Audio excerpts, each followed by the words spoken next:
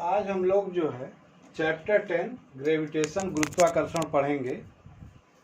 इसमें सबसे पहले ये जान लेना जरूरी है कि गुरुत्वाकर्षण है क्या।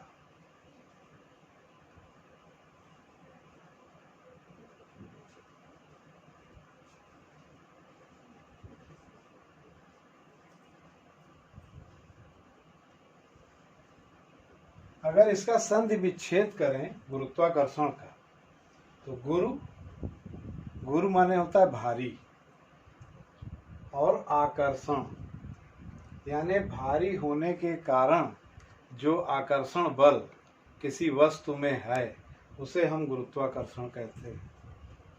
यानी किसी ऑब्जेक्ट में जो वेट होता है, जो भारीपन होता है, हैवीनेस, उसकी वजह से उस बॉडी में ग्रेविटेशन एक तरह का फोर्स होता है कि वो किसी दूसरी वस्तु को अपनी तरफ आकर्षित कर लेता है। तो इसको जो है सरल भाषा में हम गुरुत्वाकर्षण कह सकते हैं। वैसे इस पर न्यूटन ने बहुत बड़ा नियम, सार्वत्रिक गुरुत्वाकर्षण का नियम बनाया। उन्होंने अपनी पुस्तक प्रिंसिपिया में इस पर पूरा विस्तार से पूरी किताब ही इसी पर डिपेंड है, तो वो हम लोग जानेंगे। उन्होंने जो नियम दिया उसको सार्वत्रिक गुरुत्वाकर्षण का नियम कहते हैं।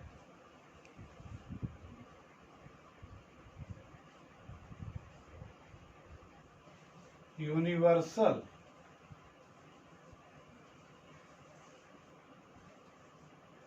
Law of gravitation.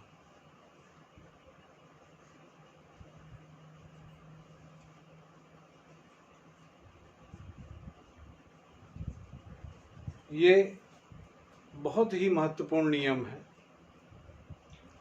अगर कहा जाए कि इस ब्रह्मांड में जो सबसे महत्वपूर्ण नियम है तो उसमें इसका स्थान है, क्योंकि ये पृथ्वी, ये ब्रह्मांड, जो भी कुछ हमारे यूनिवर्स, पूरा जो कुछ एग्जिस्ट कर रहा है वो इस लॉ के कारण एग्जिस्ट कर रहा है। इसलिए इस नियम का बड़ा महत्व है। तो इसे हम लोग सबसे पहले कि इसका स्टेटमेंट क्या है ये जानेंगे। तो स्टेटमेंट ये है इसमें कि यदि कोई दो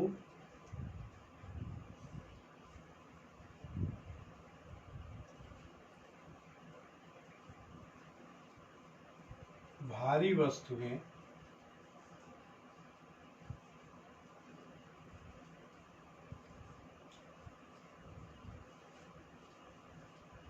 अनंत में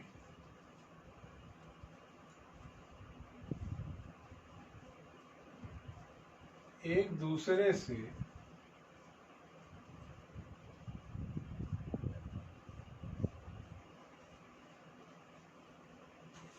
r मीटर की दूरी पर स्थित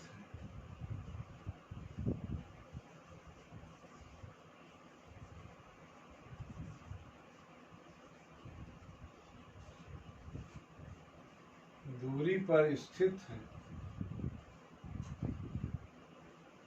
तथा उनके द्रव्यमान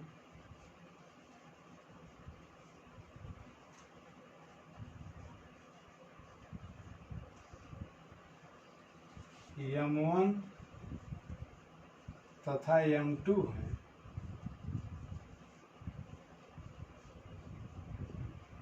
तो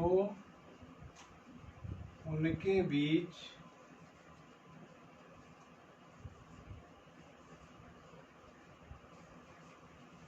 लगने वाला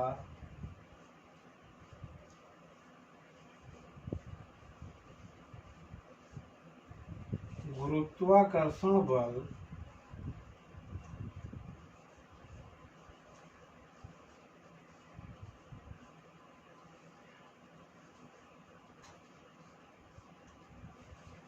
उनके द्रव्यमानों के गुणनफल के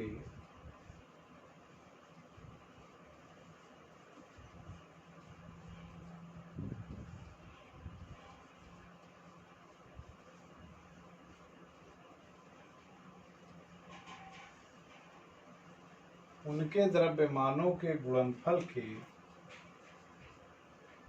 अनुक्रमानुपाती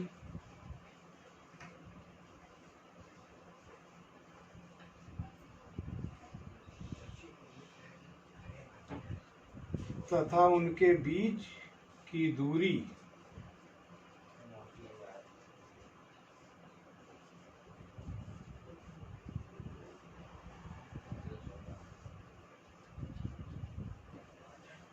के वर्ग के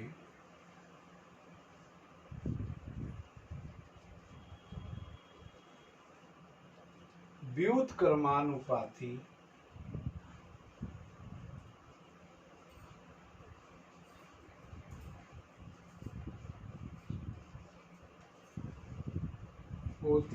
होता है।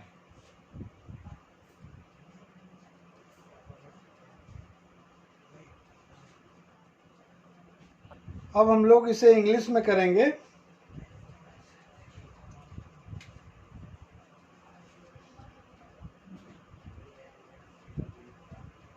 If two heavenly bodies of masses m1 and m2 are distance apart in space,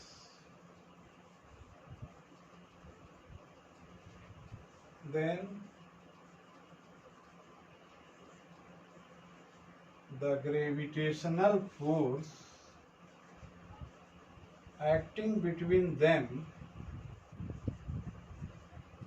are proportional to the product of their masses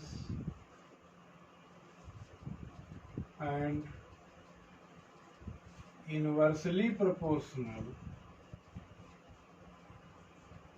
to the square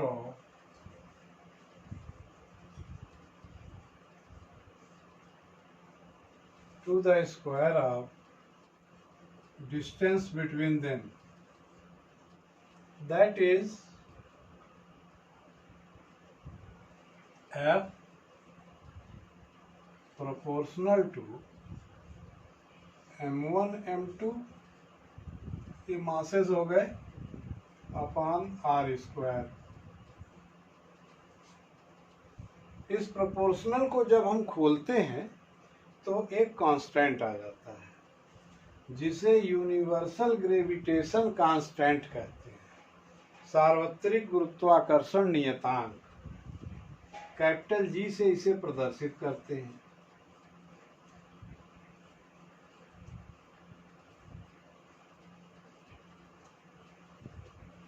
तो capital G m1 m2 upon R square. अगर ये बात पृथ्वी और किसी एक छोटे पिंड के लिए की जाए कि जैसे ये हमारा अर्थ हो गया और कोई एक दूसरा पिंड है, उसके लिए इनके बीच में अट्रैक्शन फोर्स की बात हो रही है, ग्रेविटेशन, तो इस फार्मूले का थोड़ा डिजाइन बदल जाएगा। कैपिटल जी तो रहेगा ही और एम ई एम और ये दूरी हो जाएगी, क्योंकि ये दूरी बड़ी कम है इन दोनों के बीच में, जो स्मॉल आर दूरी है। तो एक्चुअल जो ग्रेविटेशनल फोर्स काम करता है वो सेंटर से काम करता है। अगर ये अर्थ का सेंटर हम देखें यहाँ है, तो ये यहाँ से यहाँ तक काम करे, ये डिस्टेंस चाहिए हमें, तो ये डिस्टेंस है आर ई, अंदर अंदर आर ई हो जाएगी।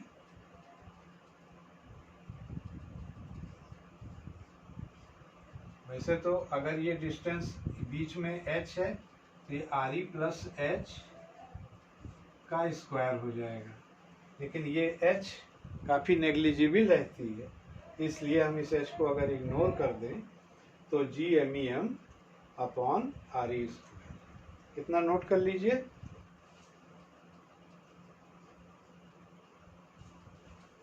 एक बार इस फार्मूले को फिर से लिखते हैं।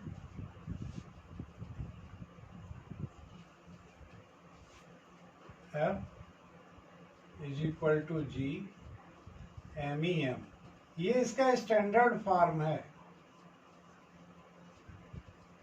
ये जो रूप है इसका, इसे स्टैंडर्ड फॉर्म बोलते हैं।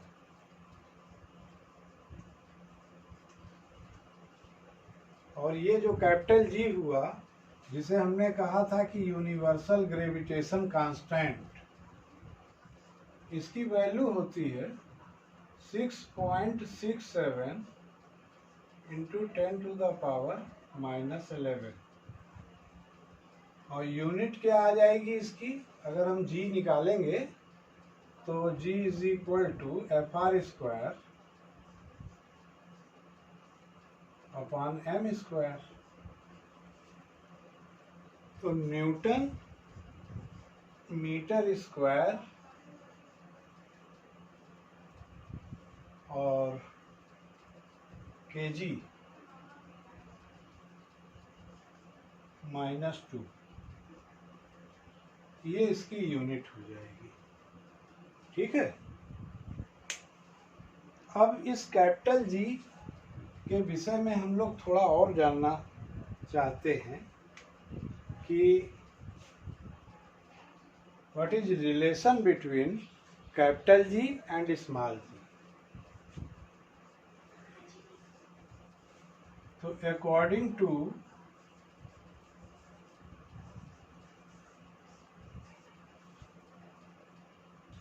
Newton's law of gravitation, F is equal to GME M upon RE²।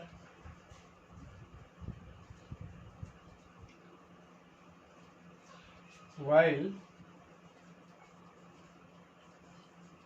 weight of any object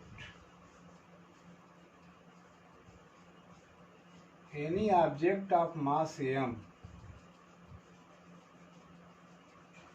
on the earth is W is equal to mg। तो इसी W को हम F भी कह सकते हैं, ये वेट फोर्स। ये इक्वेशन 1 हो गया, ये इक्वेशन 2 हो गया। तो from equation 1 and 2 we can derive the equation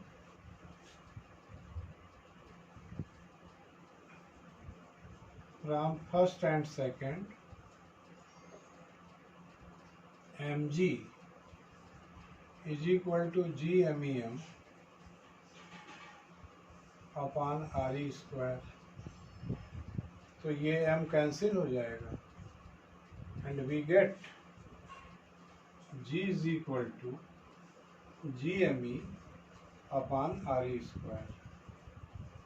तो ये रिलेशन हो जाएगा स्मॉल जी और कैपिटल जी के बीच।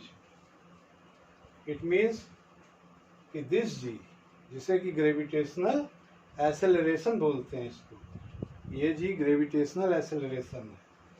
It is proportional to the mass of the earth and inversely proportional to the square of the radian,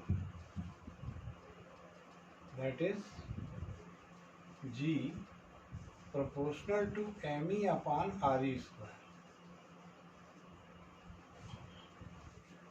ठीक है, तो नेक्स्ट डे बताएंगे।